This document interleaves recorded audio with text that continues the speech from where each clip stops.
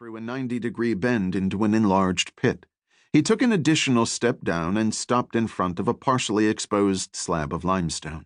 Ricky crept alongside him and peered at the artifact. Barely 2 feet square, the stone slab's upper and lower surfaces featured carved bands of hieroglyphics. The center section's bas-relief depicted several animals, some pots and jugs, and a round loaf of bread. Beneath the carvings were 2 small indented basins, and between them, the image of a boy standing on a vessel. "Is it an offering table?" Ricky asked. "Well done," Stanley said. Ricky stuck out her chin. "You may forget, Professor, that I have degrees in biochemistry and archaeology, and worked extensively in the field at your Thebes site." "Of course. You were there when we found the mummified body of the child. Your stepfather always overshadowed things. Fraser was such an important benefactor and participant in the field excavations. I tend to forget events without him. I am grateful your family supports our work, and I am thankful for your presence here." "We all harbor a keen interest in the reign of Pharaoh Akhenaten," Ricky said, "and are excited at the prospect of another tomb discovery." "You may well be disappointed," Stanley said.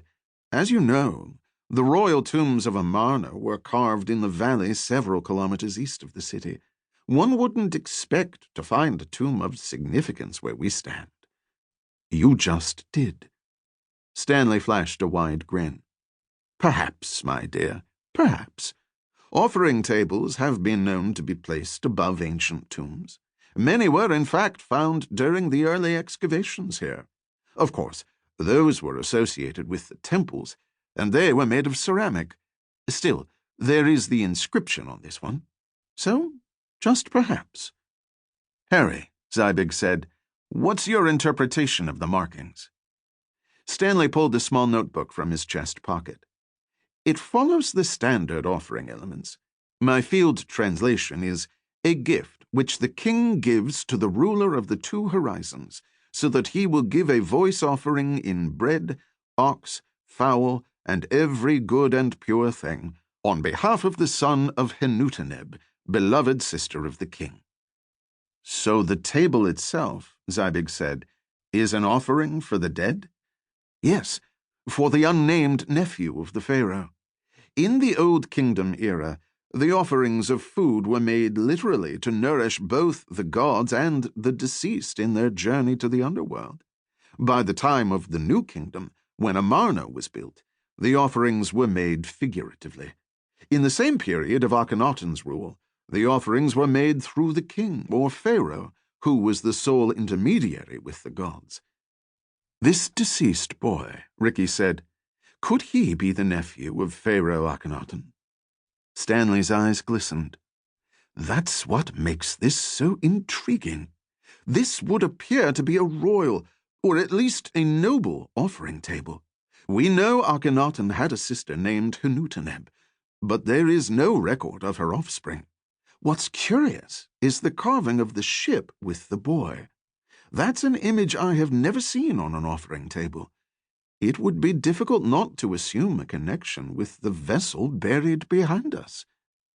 "Perhaps the young man had a love of boats," Zybig said, "or died on one." Stanley nodded. "Entirely plausible."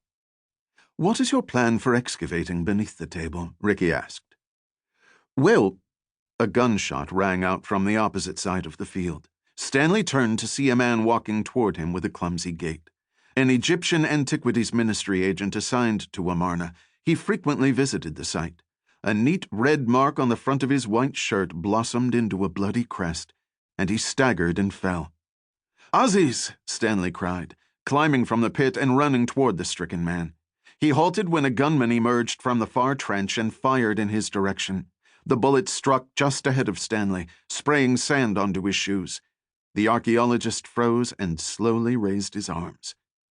There were 3 gunmen, each dressed in loose-fitting white cotton trousers and shirts. To conceal their identities, each wore a headscarf and sunglasses.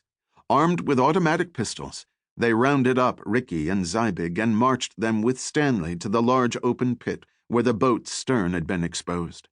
A huge mound of sand, overburdened.